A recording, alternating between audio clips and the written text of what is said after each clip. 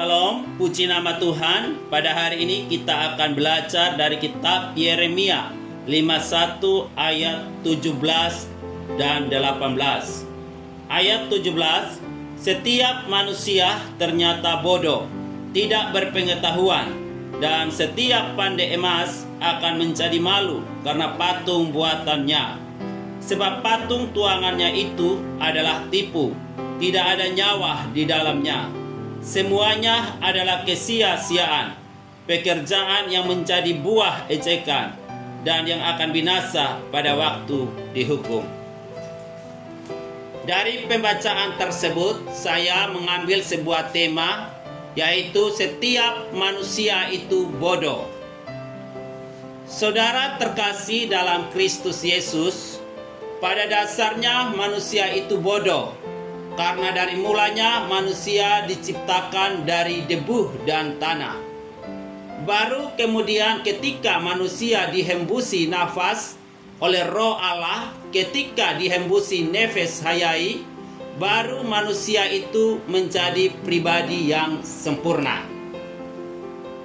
Bukti dari kebodohan manusia adalah manusia seringkali jatuh dalam kesalahan yang sama berkali-kali. Ada pepatah yang berkata, keledai yang dungu tidak akan jatuh dalam lubang yang sama untuk kedua kalinya. Kalau dia tahu itu sebuah persoalan atau sebuah bahaya, maka dia tidak akan jatuh ke dalam lubang yang sama berkali-kali. Manusia juga adalah makhluk yang paling mudah terbujuk, paling mudah terpengaruh, dan tidak konsisten melakukan kebenaran, padahal dia sudah tahu salah dan berbahaya. Binatang kalau dia tahu itu berbahaya, maka mau dibujuk bagaimanapun tidak akan goncang, sebab dia punya insting yang kuat. Binatang tahu keadaan berbahaya, dan ia akan segera menjauh.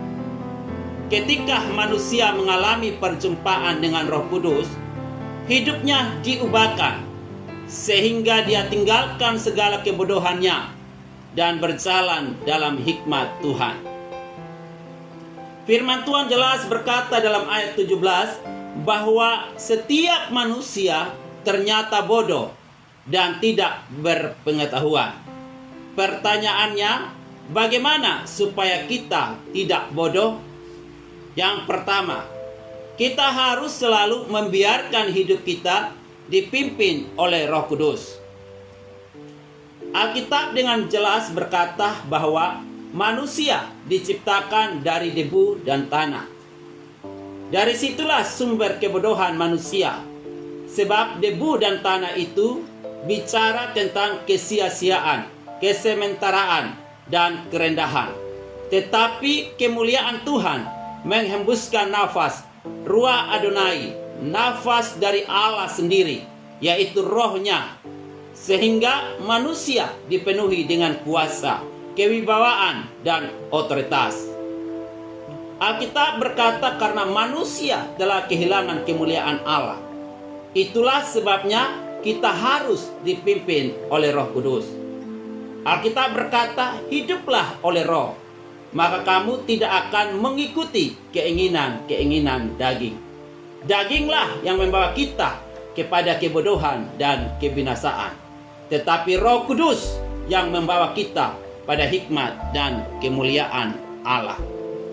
Hal yang kedua, supaya kita ini tidak bodoh adalah kita harus mendengar firman Tuhan dan menjadi pelaku firman.